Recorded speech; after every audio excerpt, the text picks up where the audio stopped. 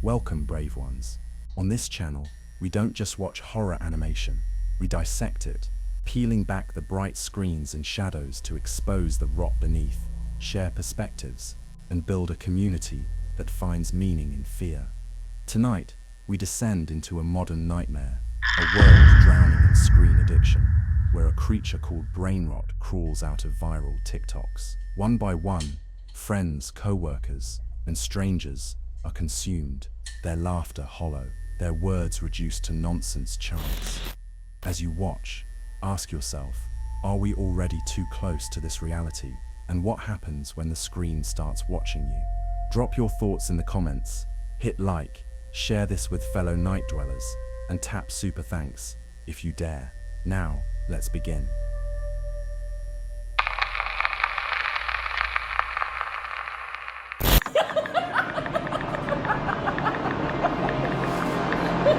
Ballerina cappuccina. Tung tung tung tung sahur. Tralalero tralala.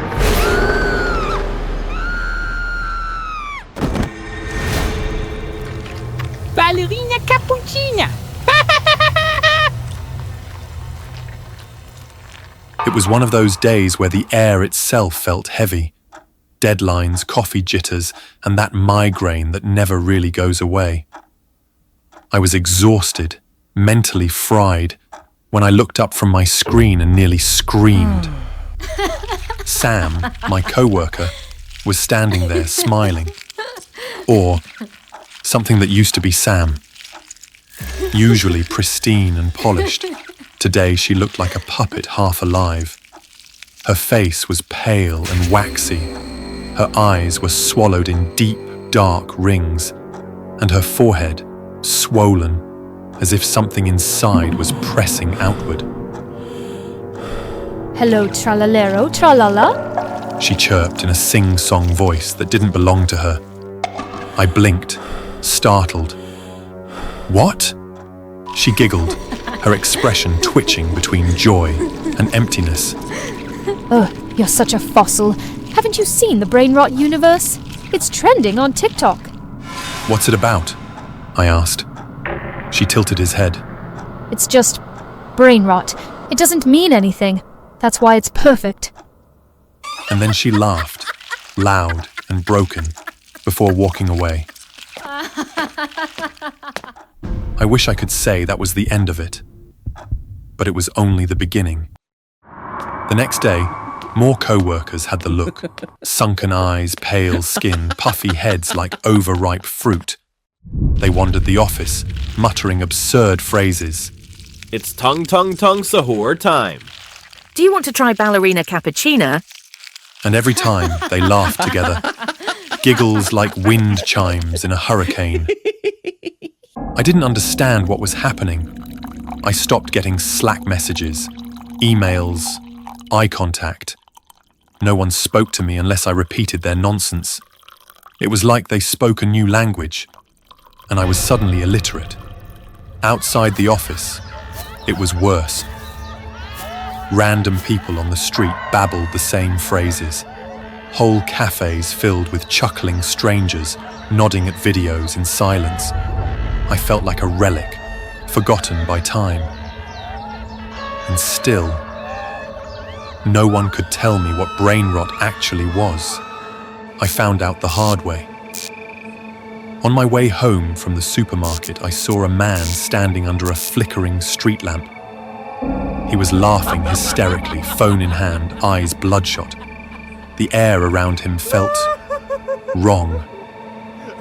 Then the screen of his phone glitched, and something crawled out. A creature, half smoke, half flesh, launched at his face. He screamed, tried to pull it off, but it clung like a parasite. I ran to help, but the thing was already latched onto his skull. He twisted, convulsed. The creature breathed, pulsing like it was drinking him, siphoning blood, thoughts, sanity. When it was done, he collapsed. And then he rose, grinning. Liri lilarila, cappuccino assassino. He said softly. I stumbled back, shaking. That was the moment I realized brain rot was real, not just a trend, a parasite spreading like a virus, using content as its doorway. After that night, I saw it everywhere. People collapsed at work. Some clawed at their heads, trying to peel the creature off as it wriggled under their scalp. I tried CPR on one guy, but the monster had already sucked out whatever made him human. It slipped out of him with a wet hiss and vanished, like smoke dissolving in sunlight. The doctor later said he'd suffered a stroke, that his brain had deteriorated from overuse, lack of sleep, screen exposure. His brain had literally rotted. Brain rot. I tried to defend myself. I deleted all my apps, locked my phone away, covered my windows, but it didn't matter. The brain rot videos no longer needed your permission. They played in waiting rooms, office lobbies, subway ads. Sometimes I could hear the audio before I even saw a screen echoing in the back of my skull.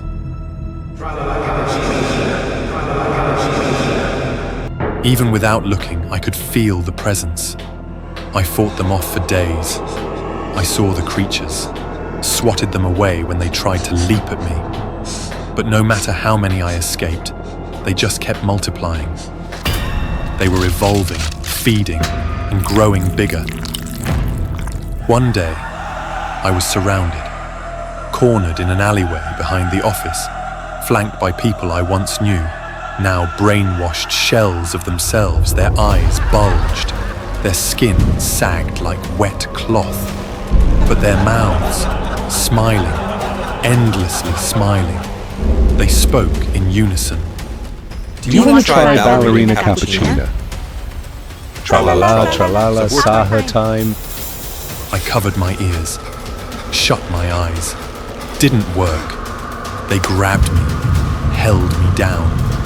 I felt fingers pry my eyelids open. Someone shoved a phone inches from my face. The screen flickered. I screamed. Too late. It came. The creature tore through the screen like a riptide and latched onto my face. It was sticky and hot, like liquid panic, forcing itself through my skin, drilling into my skull. I writhed. They held me tighter. The audio looped. The images flashed. Bright, dumb colors and deformed faces dancing over meaningless music. It was torture. It was hollow.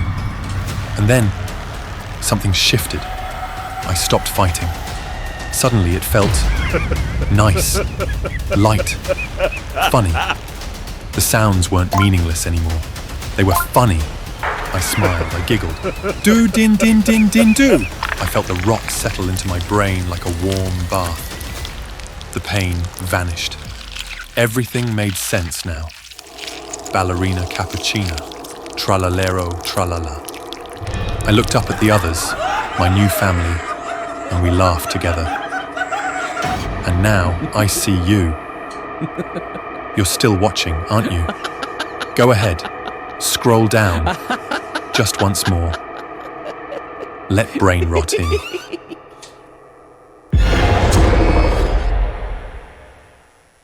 Welcome back to the Deep Dive. Today, we're looking at a really disturbing set of sources. It's this narrative concept about digital life, exhaustion, and something much worse. That's right. It really forces you to think about screen time and burnout. Yeah, if you've ever felt just drained from endless scrolling, this deep dive is definitely going to resonate. We're basically analyzing what happens if brain rot stops being just a meme. Yeah. And it becomes literal, like a physical parasitic thing that consumes you. Exactly. So our mission here is to unpack this creature, just called brain rot. Mm-hmm.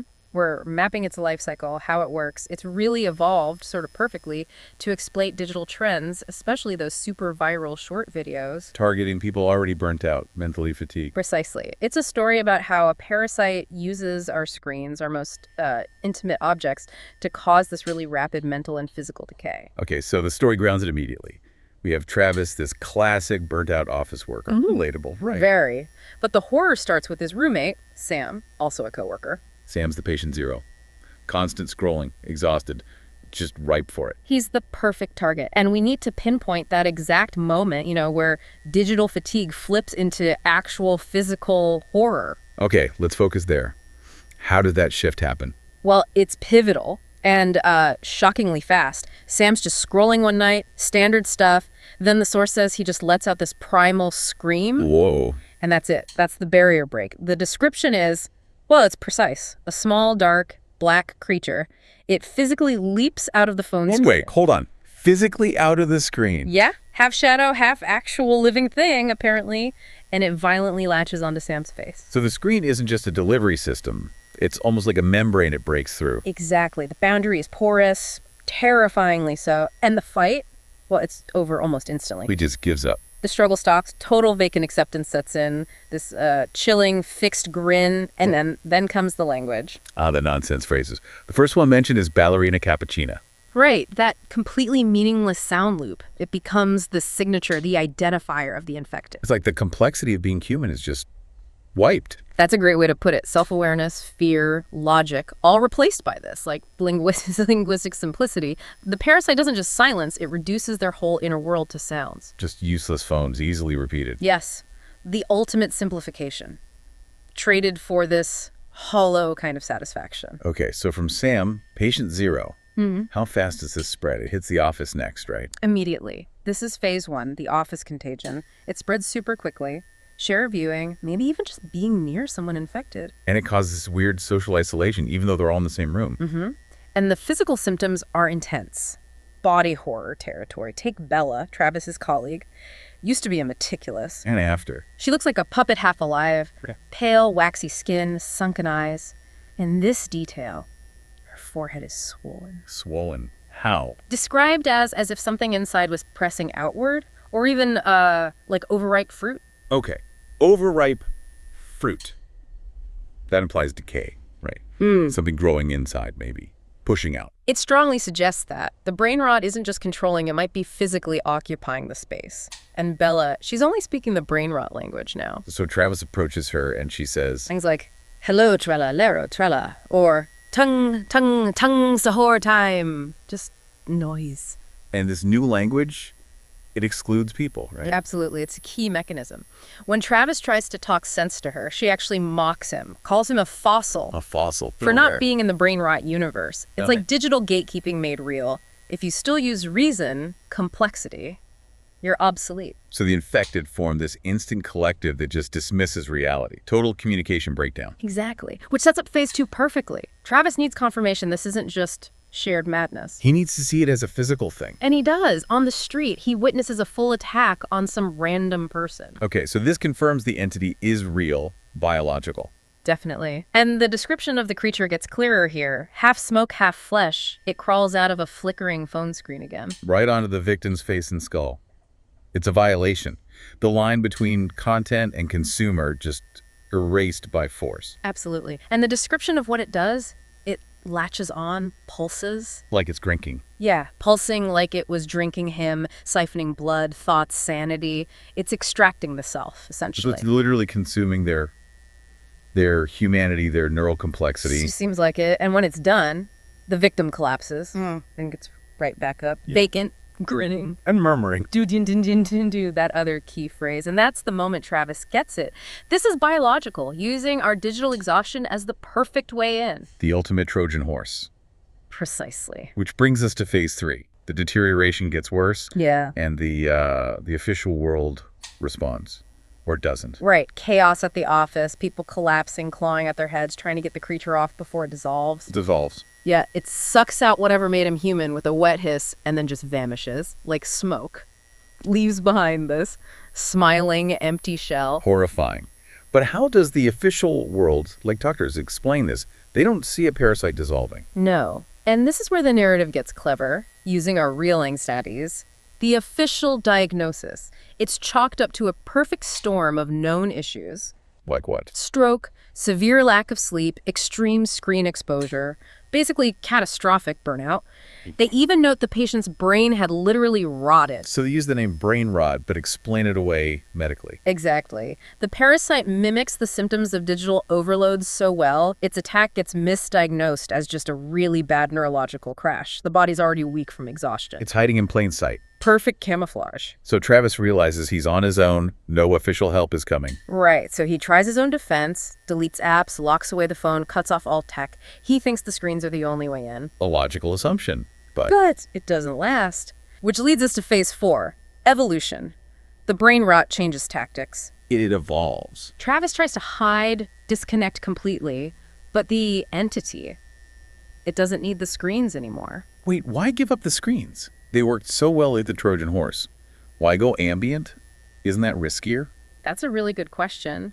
The source suggests it's about critical mass. Enough people are infected, the vulnerability is now sort of baked into the environment. Because the addiction primed everyone. Exactly. Addiction created the fertile ground. Now, the brain rot doesn't need that direct screen connection. It spreads like a virus in the air. So the content, the sounds, the phrases, they start appearing in real life. Yeah, Travis hears it everywhere. Subway ads flicker with it, waiting rooms echo with the sounds, office lobbies. He hears the phrases, the laughter, even with no scream. In the back of my skull, he says. And the creatures themselves. They're multiplying, getting bigger, more substantial, more physically present. So the digital screen was just the initial gateway. The addiction was the fuel, and now it's self-sustaining. That's the terrifying takeaway, isn't it? We created the perfect environment for this thing to thrive, and now it doesn't even need the original medium. Dependency made us vulnerable, then obsolete to the parasite itself. Which leads us right into the climax, the final confrontation. Yes.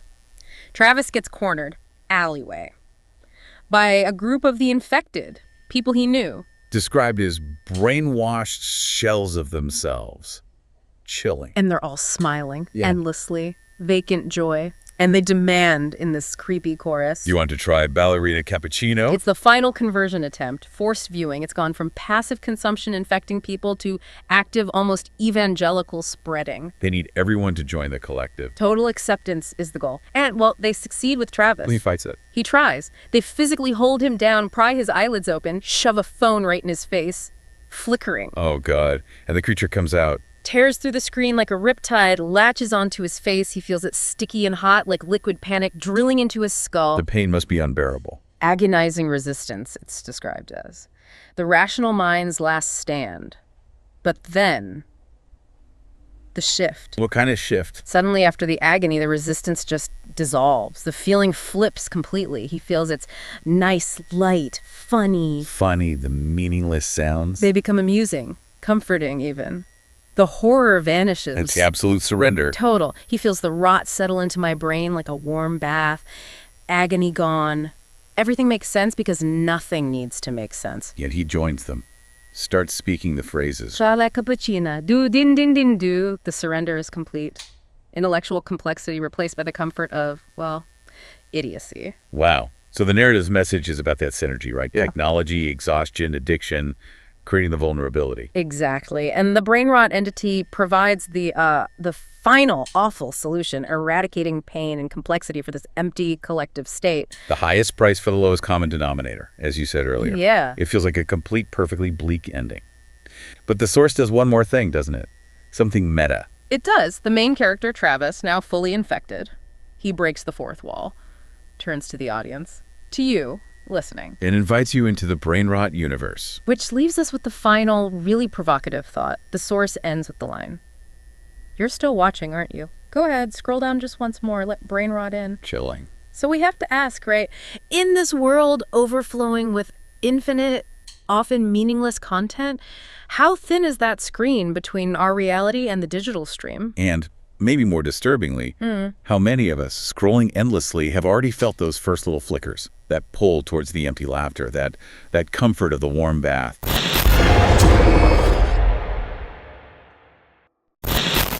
Perhaps the true terror here isn't the monster crawling out of the screen. It's the way we willingly hand over our minds to it.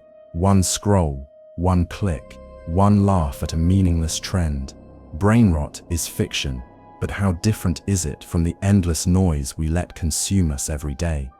What do you think? Are we already living in this nightmare? Share your thoughts in the comments below. If there's another horror animation you'd like me to analyze, let me know. Don't forget to like, share, subscribe, and tap super thanks to keep this dark journey alive. Until next time, stay in the shadows.